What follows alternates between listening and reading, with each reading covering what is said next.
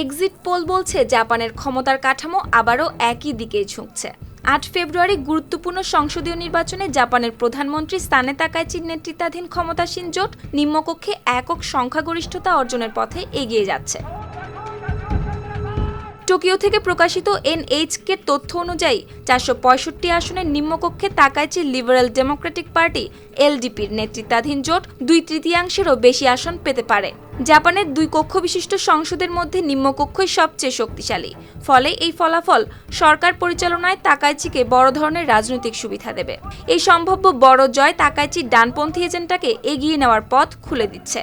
তার মূল লক্ষ্য চীনের সঙ্গে ক্রমবর্ধমান উত্তেজনার প্রেক্ষাপটে জাপানের অর্থনীতি ও সামরিক সক্ষমতা শক্তিশালী করা, একই সঙ্গে যুক্তরাষ্ট্রের সঙ্গে কৌশলগত সম্পর্ক আরও ঘনিষ্ঠ করা।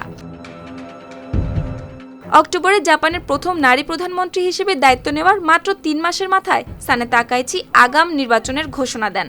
তার উদ্দেশ্য ছিল জনপ্রিয়তা বজায় থাকতেই ভোটে গিয়ে শক্ত ম্যান্ডেট নিশ্চিত করা। এই নির্বাচনে জাপানের রাজনীতিতে ডানপন্থী ধারার উত্থান স্পষ্ট হয়ে উঠেছে। বিশ্বায়ন বিরোধী সানসিয়াইটো ও নিরাপত্তা অভিবাসন নীতিতে কঠোর অবস্থান নেওয়া জাপান ইনোভেশন পার্টির প্রভাবেতে স্পষ্ট।